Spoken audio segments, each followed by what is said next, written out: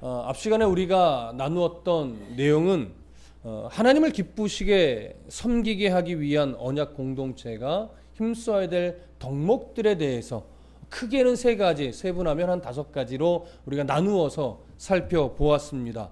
가장 먼저는 형제 사랑에 힘써야 된다라고 하는 것이었지요. 그리고 또 하나는 뭐냐면 결혼 관계를 소중히 여겨야 된다라고 하는 것이었습니다. 그리고 재물에 온 마음을 빼앗겨서는 안 된다. 이런 부분들이 이제 언약 공동체가 하나님을 기쁘게 섬기며 믿음의 경주에서 완주할 수 있는 그런 어떤 덕목들이었습니다. 수신자들이 이런 삶을 살아가기 위해 온 마음을 다하고 힘쓸 때 가장 걸림돌이 되는 것이 무엇이냐면 사실은 사람이었습니다.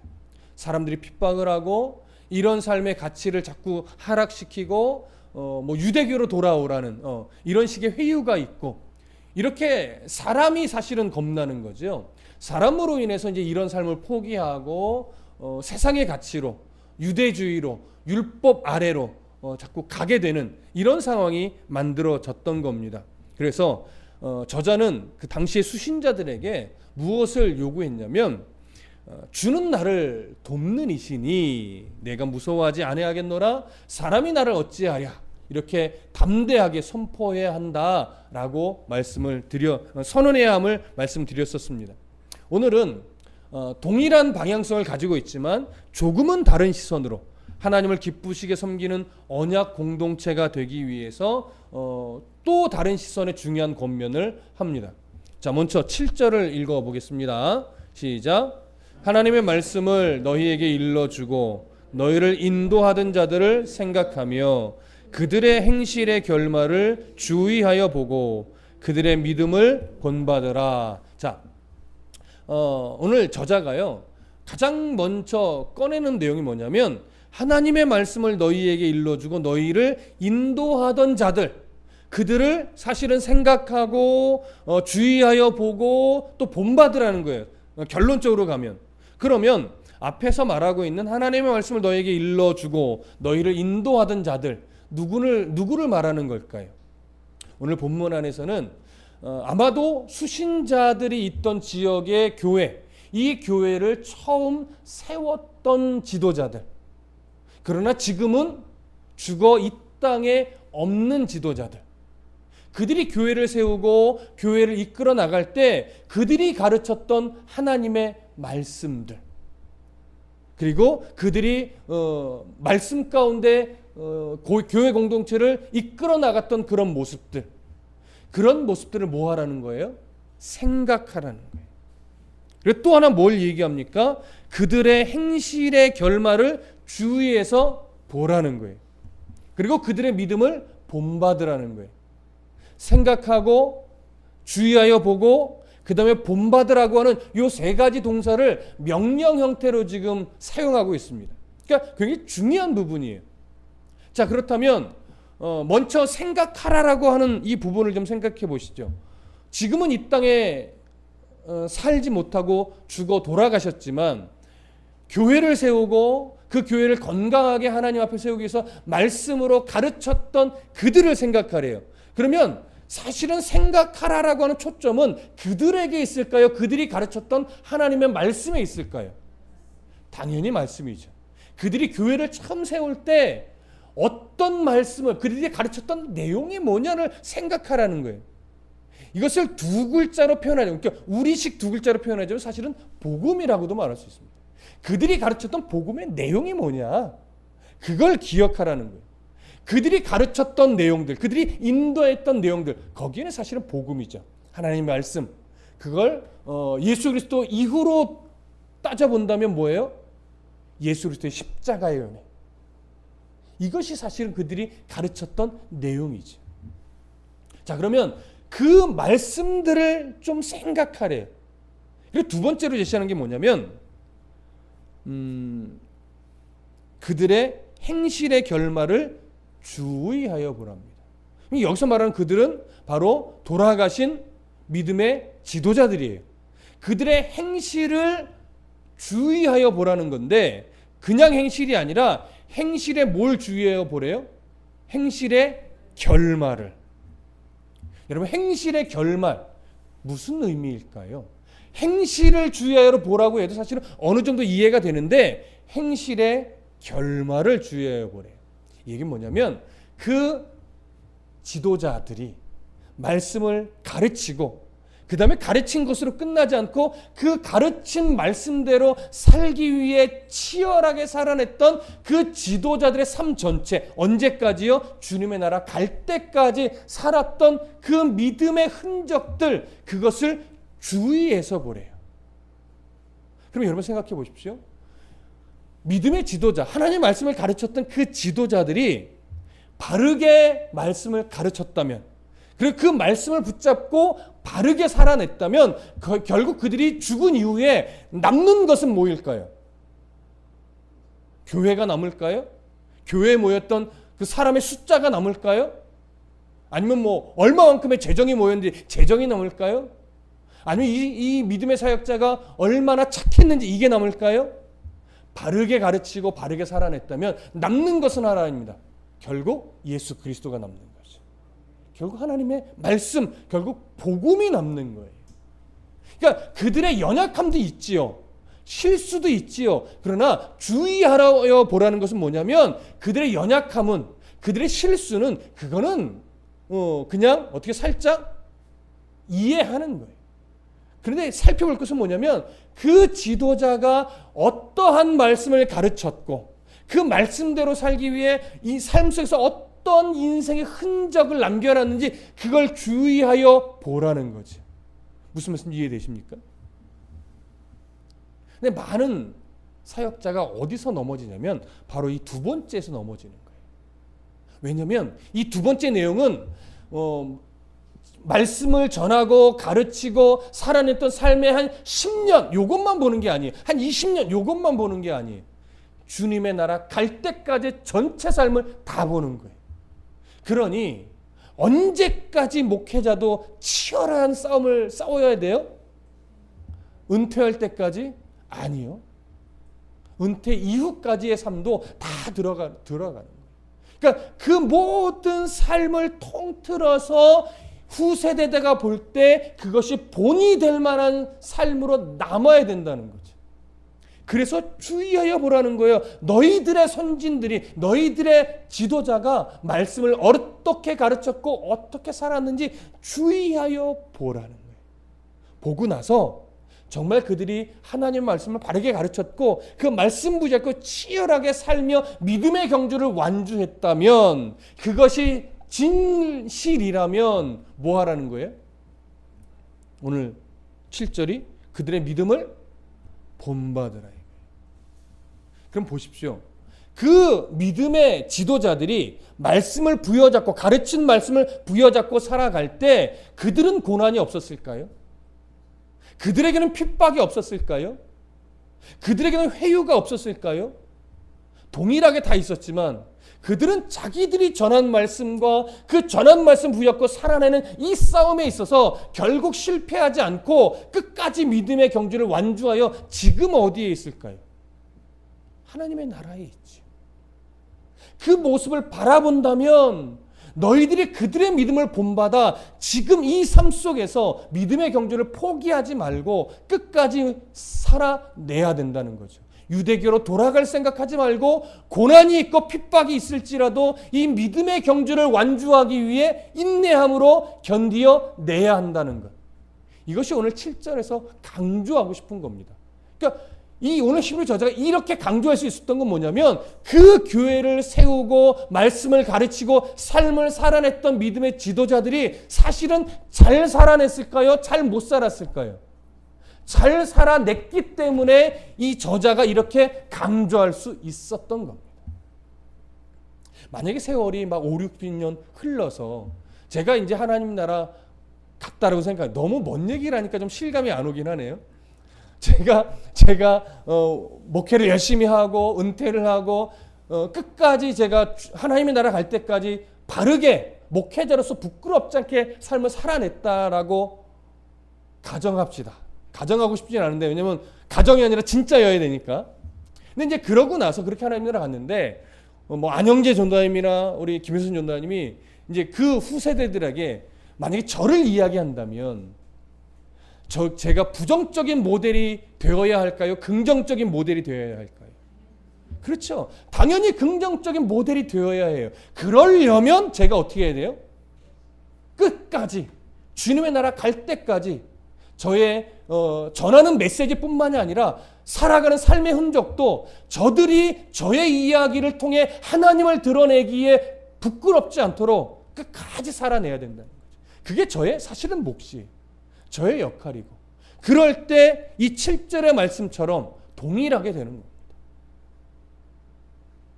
나중에 저만 하면 안 되잖아요. 나중에 현빈이가 안영재 전도사님이나 김효선 전도사님을 이야기할 때 동일하게 긍정적인 모델로 이야기하려면 동일하게 잘 살아내셔야 되는 거죠. 그러니 부모 세대, 또 청년의 세대, 또 그 후세대들이 건강하려면 사실은 누구부터 바른 모델의 삶을 살아내야 돼요? 부모 세대 먼저. 지도자의 위치에 있는 사람이 먼저. 그 믿음의 흔적을 잘 살아내야 그 흔적을 그 다음 세대가 후세대들에게 또 전달할 수 있고, 또 그들이 잘 살아내야 그 흔적을 또 후세대들에게 이처럼 전할 수 있는 거예요. 그래서 히브리서에서는 어떻게 보면요, 이 처음 믿음의 선진들, 구약 시대를 좀 제외하고 그 초대교회를 세워냈던 그 믿음의 선진들의 그 흔적이 너무나 귀했던 거예요. 너무나 참 잘 살아내준 거예요. 그래서 이 저자가 바로 이 선진들의 삶을 이렇게 믿음의 본보기로 제시할 수 있었던 거죠. 그래서 저에게는 큰 도전이었습니다. 이 7절의 말씀.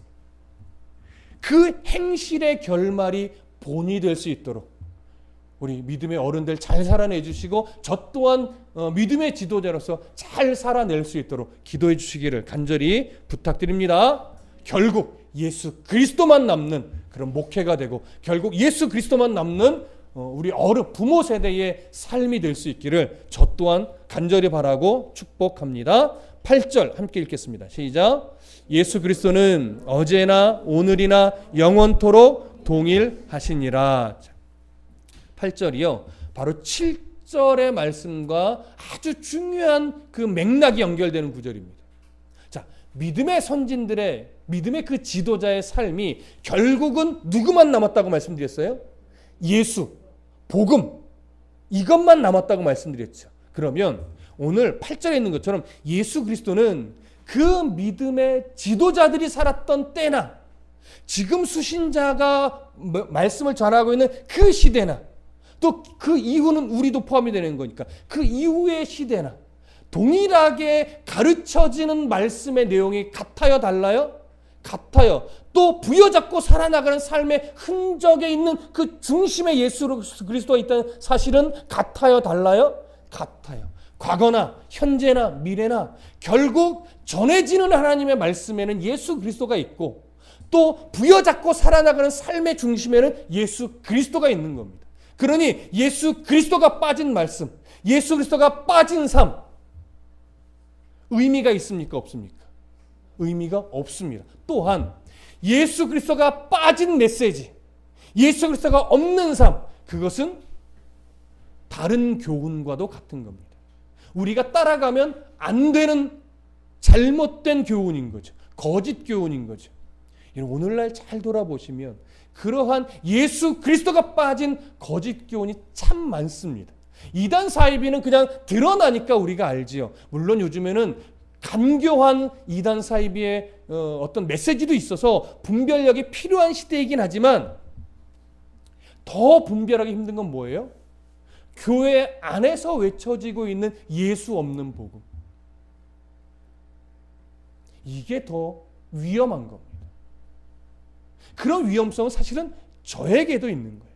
제가 경각심을 잃어버리기 시작하고 말씀을 자의적으로 제중심적으로 보기 시작하면 저도 어느 순간 예수 그리스도 없는 복음이 전달되어질 수도 있는 거예요. 그래서 늘 긴장해야 되고, 그래서 여러분들도 분별력 있게 들어야만 하는 겁니다. 늘 말씀드리지만 이태희 목사가 설교하면 다 맞다? 그건 아니라고 말씀드렸어요. 저도 순간 실수할 수 있고 잘못 볼 수 있고 또 바르지 않게 해석할 수도 있는 거예요. 안 그러려고 노력하니까 아직은 없었겠지만 앞으로 더 분별력 있게 들으셔야 되고 저 또한 더 긴장함으로 말씀을 준비하고 전해야 하는 겁니다. 예수 없는 말씀 거짓 교훈입니다. 예수 없는 삶 죄송합니다. 위선적인 삶일 수밖에 없는 겁니다. 그래서 8절은요. 예수 그리스도는 어제나 오늘이나 영원토록 뭐하다? 동일하다. 시대가 바뀌었다고 복음의 메시지가 바뀔 수 없는 거예요. 시대가 바뀌었다고 교회의 중심이 바뀔 수는 없는 겁니다. 그래서 복음은 변하지 않습니다. 이 시대가 지금 벌써 이때도 이런 위험성이 있는 거예요. 그래서 이 메시지 다음에 9절에서 뭘 강조합니까? 9절 함께 읽어보겠습니다. 시작. 여러 가지 다른 교훈에 끌리지 말라. 마음은 은혜로서 굳게 함이 아름답고 음식으로서 할 것이 아니니 음식으로 말미암아 행한 자는 유익을 얻지 못하였느니라. 자, 여기서 말하는 여러 가지 다른 교훈, 사람의 마음을 자꾸 미혹하고 끌고 가려고 하는 여러 가지 다른 교훈, 당시에는 어떤 걸까요? 헬라의 여러 철학 사상도 있을 겁니다. 이때는 물론 영지주의적인 어떤 그런 미혹도 있습니다. 또 여러 우상의 문화가 주는 그런 유혹들도 있지요. 그러나 이 당시로 보면, 그러니까 오늘 히브리서의 메시지로 좀 들어가 보면 그것도 있지만 더 강조점은 어디에 있을까요? 유대주의, 율법주의, 여기에 있죠. 오늘날도 비슷해요. 그런 여러 가지 다른 교훈에, 여러 가지 거짓 교훈에 휩쓸리지 말라는 거예요. 마음을 빼앗기지 말라는 거예요.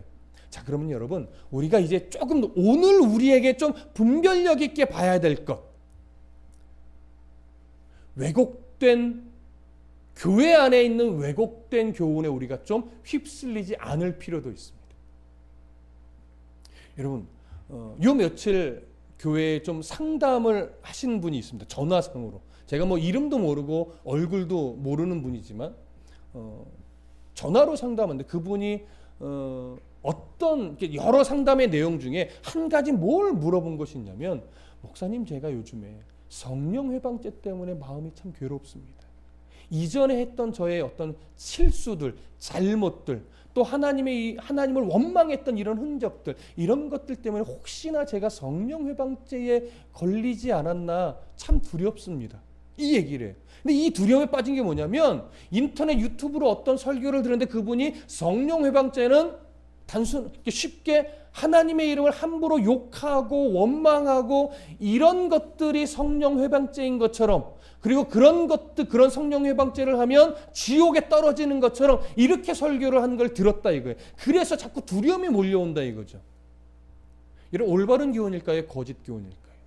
이런 거짓 교훈. 그러니까 아마 이렇게 말한 그분도 잘 모를 거예요. 옛날에 가지고 있던 그냥 어떤 선입견적인 이해를 연구함이 없이 그냥 어떤 성도들의 마음을 휘어잡으려는 의도로 잘못된 가르침을 전하는 거죠. 성령 회방죄가 뭐예요? 그런 것이 아니라 성령 하나님이 우리를 예수 그리스도에게로 자꾸 인도하고 이끌어 가는데, 우리가 완악하고 우리의 죄성이 죽을 때까지 그걸 자꾸 거절하는 거예요. 그래서 말씀 앞에 안 나오고 예배의 자리로 안 나오고 예수 믿기를 거절하는 사람, 그렇게 거절하고 죽음에 이르는 것. 그러니까 우리는요, 결국 그 사람의 성령 회방의 모습을 가지고 죽었는지는 우리는 알 수 없어요. 그건 하나님만이 아는 거예요. 그렇게 죽을 때까지 거절하고 죽은 사람, 이것이 성령 회방죄란 말이에요. 그런데 우리는 그냥 하나님을 원망하거나 아니면 누구를 예수 못 믿게 한때 방해하고 욕하고 회방하고 이런 걸 성령 회방죄로 이렇게 오해하여서 내가 지옥에 가면 어떡해, 이런 두려움에 빠지는 거예요. 그러니까 이런 류의 좀 왜곡된 복음도 오늘날로 적용해 보자면 여기에 속하는 겁니다. 여러 가지 다른 교훈. 11조 안 하면 복 못 받는다라고 하는 식의 잘못된 교훈. 새벽 기도를 안 빠져야 고급한 신앙인인 것처럼 포장하는 것들. 무슨 말씀 이해되시죠?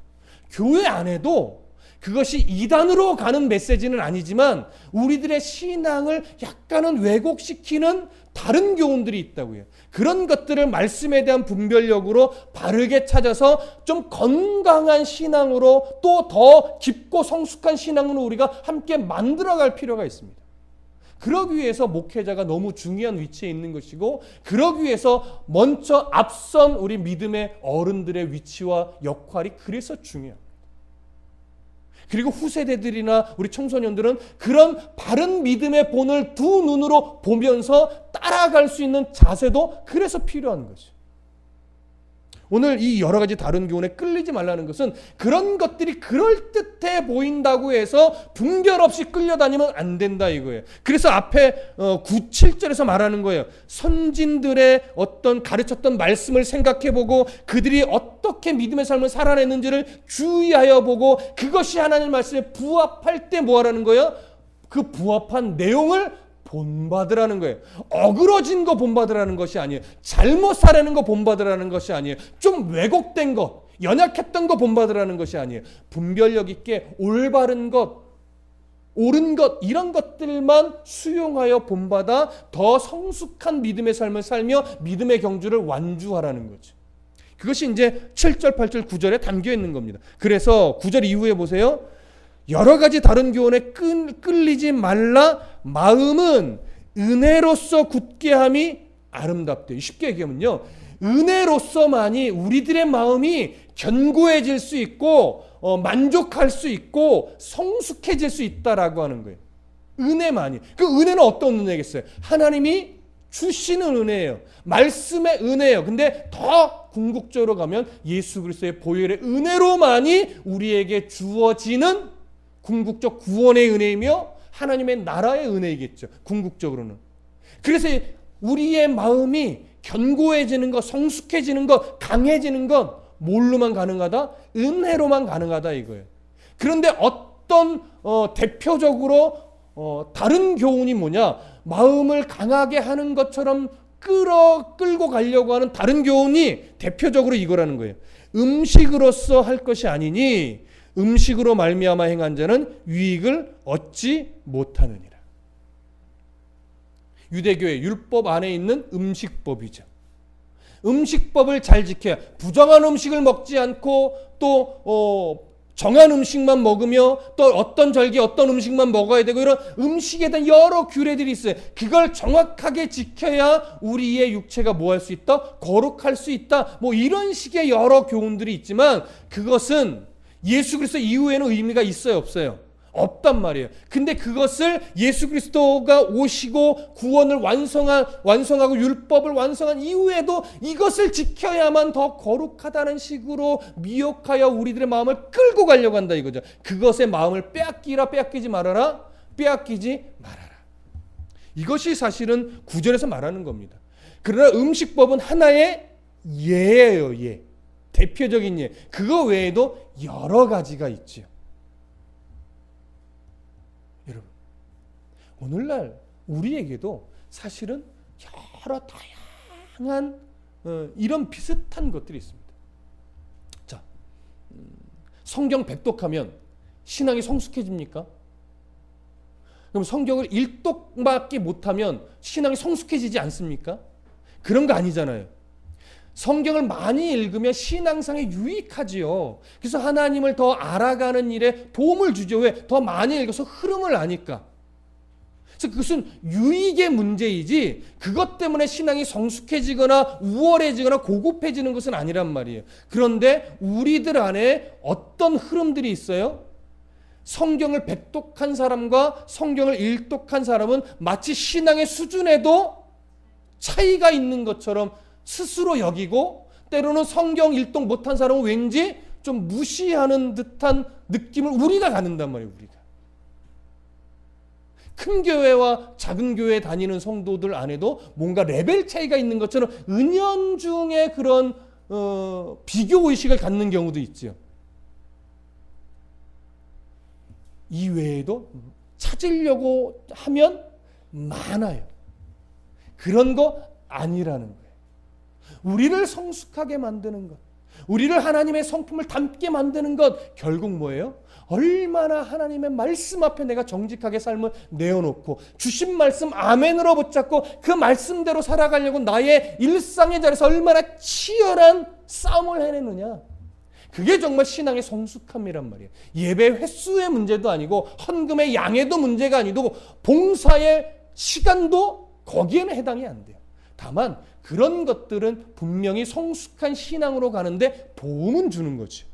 그런 신앙이 성숙한 사람일수록 예배를 소홀히 할 수 없는 것이고, 신앙이 성숙한 사람일수록 예배 생활을 바르게 하려고 애쓰는 것이고, 신앙이 성숙한 사람일수록 더 겸손히 봉사하는 일에 마음을 내어드리는 거죠. 이건 유기적으로 묶여 있는 거예요. 근데 이것을 자꾸 봉사를 많이 해야 성숙한 사람, 이런 식으로 가려고 하니까 이게 율법주의적으로 자꾸 흘러가게 되는 이런 경향이 생기는 거죠. 그런 것들 우리가 매우 조심해야 됩니다.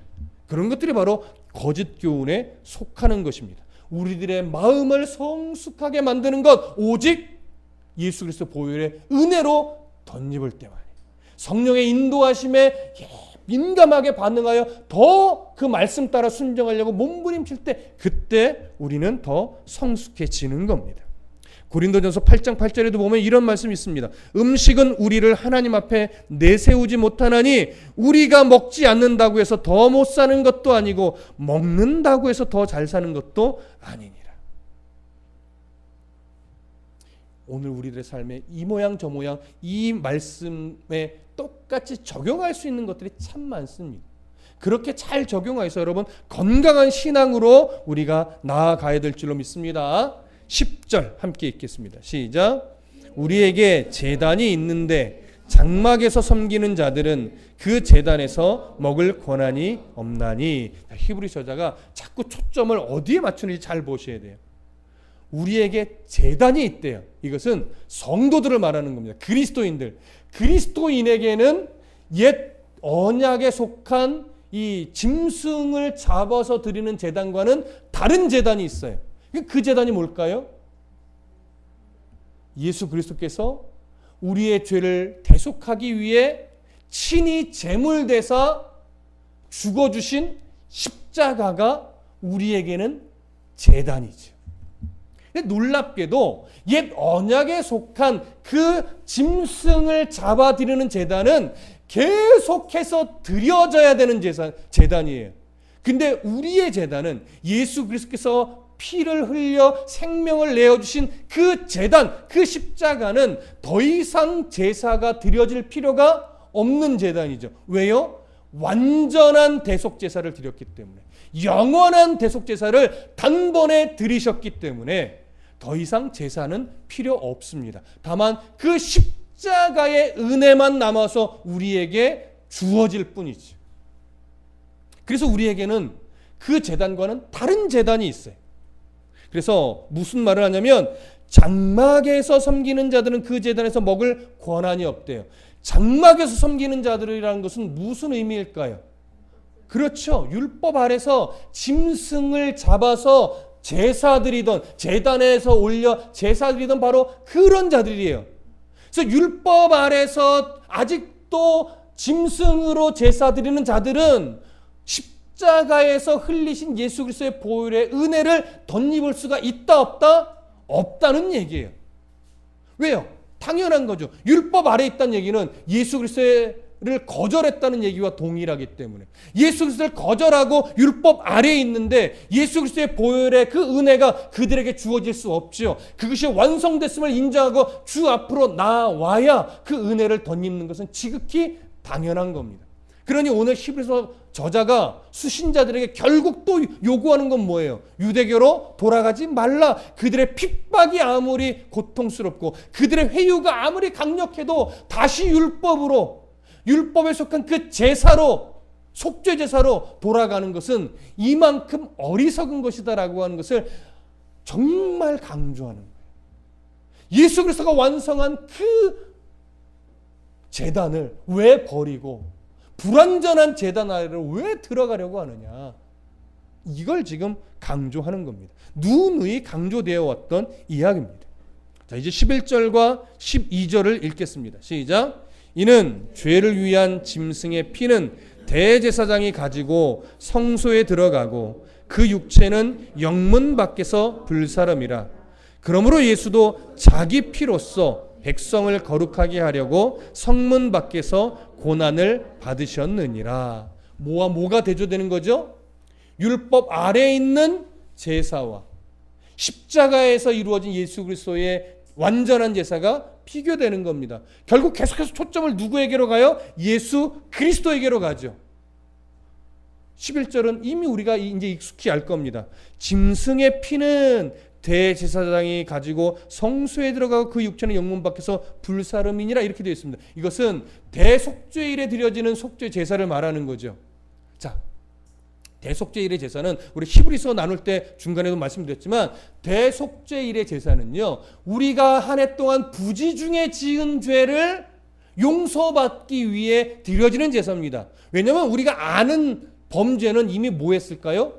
이미 속죄 제사를 드렸죠. 아는 죄들은. 그렇죠? 그래서 우리가 부지 중에 지은 죄들을 하나님 앞에 속죄받기 위해서 1년에 한 차례 대제사장이 죄가 전가된 짐승의 피를 받아서 성소를 거쳐 성소의 휘장을 걷어내고 그 안으로 지성소로 들어가지요.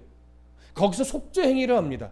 그러나 그 지성소 안은 아무도 볼 수가 없습니다. 왜냐하면 휘장으로 가려놨기 때문에, 구분하여 놨기 때문에. 그리고 피를 제외한 나머지 부위는 어디로 가져가요? 성 밖으로, 영 밖으로 가져가서 거기서 태워 버리는 겁니다.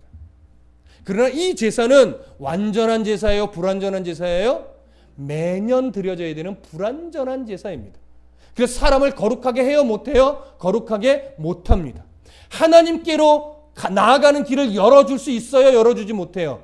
열어주지 못하는 제사입니다. 그러나 예수 그리스도께서 드려진 제사는 누구의 피로 드려진 제사예요? 예수 그리스도의 피로 친히 드려진 제사예요.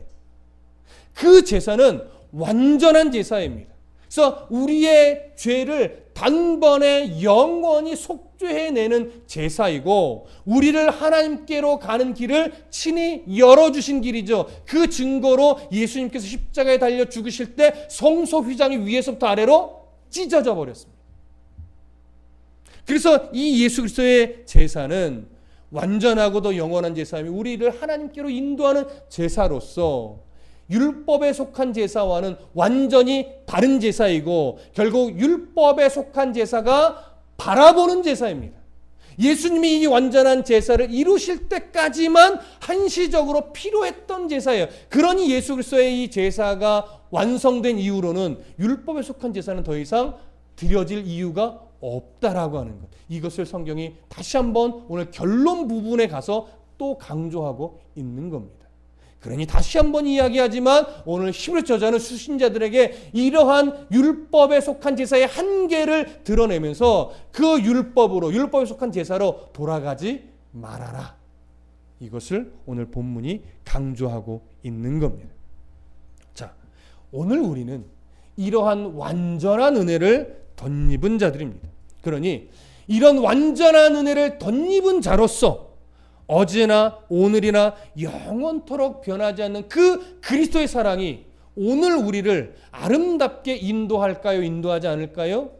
인도합니다. 이 사실을 우리가 오늘도 신뢰하면서 그 하나님의 은혜 안에 거하기 위해서 뭘 해야 될까요? 우리의 역할을 보셔야 됩니다. 오늘 본문을 중심으로 보면 일단 목회자인 저부터 뭘 해야 될까요? 하나님의 말씀을 끝까지 바르게 전하기 위한 몸부림을 끝까지 쳐야 되죠. 게을르지 말고. 그러니까 목회자는 말씀을 연구하는 일에 게으른 삶을 절대 살아서는 안 됩니다. 말씀 앞에 게으르면 죄송합니다. 그건 죄입니다. 목회자는. 그리고 거기서 끝나지 않죠. 그렇게 치열하게 준비한 그 말씀을 전하고 전한 그 말씀이 전한 것으로 끝나지 않고 나도 그렇게 살아갈 수 있도록 이 삶 속에서 몸부림쳐야 되는 게 그것이 제 역할이고, 근데 이런 몸부림, 말씀을 연구하는 몸부림, 말씀을 전한 대로 살아내는 몸부림, 이걸 언제까지요? 죽을 때까지. 그러니 목회자의 삶도 여러분 만만하지 않죠. 죽을 때까지 이 삶을 살아내야만 돼요. 누가 본받을 수 있도록? 성도들이 본받을 수 있도록. 그럼 성도들은 어떤 역할, 어떤 삶을 살아내야 돼요? 목회자가 전한 말씀이 아니라 목회자가 전한 하나님의 말씀을 분별하여 듣고 아멘으로 화답해야 됩니다. 하나님의 말씀일 때만. 아멘으로 화답했다면 그 말씀을 붙잡고 성도들도 뭐 해야 돼요? 치열하게 그 말씀대로 살아내야 돼요. 언제까지? 죽는 날까지. 그러니 성도들의 삶도 만만치 않지요. 그런데 성도들의 삶은 누가 본받을 수 있도록 치열해야 돼요? 여러분들의 자녀 세대가 그 부모의 믿음의 삶을 유산으로 본받을 수 있도록 치열하게 살아내야만 합니다.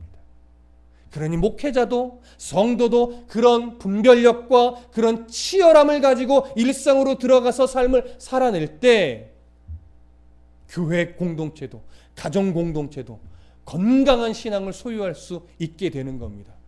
그런데 그렇게 건강하게 될 수 있는 것은 그러한 말씀과 삶의 중심에 동일하게 누가 있기 때문에? 예수 그리스도가 있기 때문에. 그러니 예수 그리스도가 없는 말씀은 아멘으로 받으면 돼요, 안 돼요? 안 돼요.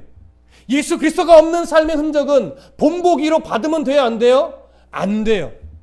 저도 그래서 연약함이 있기 때문에 예수 그리스도가 있는 말씀을 전할 때 아멘으로 받으시고 예수 그리스도가 있는 삶의 흔적을 제가 가져갈 때 그 흔적을 믿음의 본보기로 삼아서 여러분도 그렇게 치열하게 살아내 주십시오. 저 또한 저의 부모님들을 그런 믿음의 본으로 받을 것이고 여러분들의 흔적은 자녀 세대가 동일하게 믿음의 본보기로 받아갈 겁니다. 그러면 사실 공부 좀 못해도 되지. 잘해야 되지만. 그치 현빈아?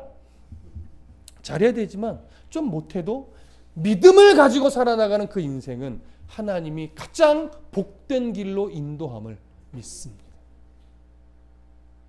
여러분 우리 모두가 이제 이런 본이 되는 삶이 될 수 있도록 하나님의 말씀을 중심에 두고 치열한 믿음의 삶을 살아내는 그런 아름다운 성도가 되시기를 간절히 축복합니다. 기도하겠습니다.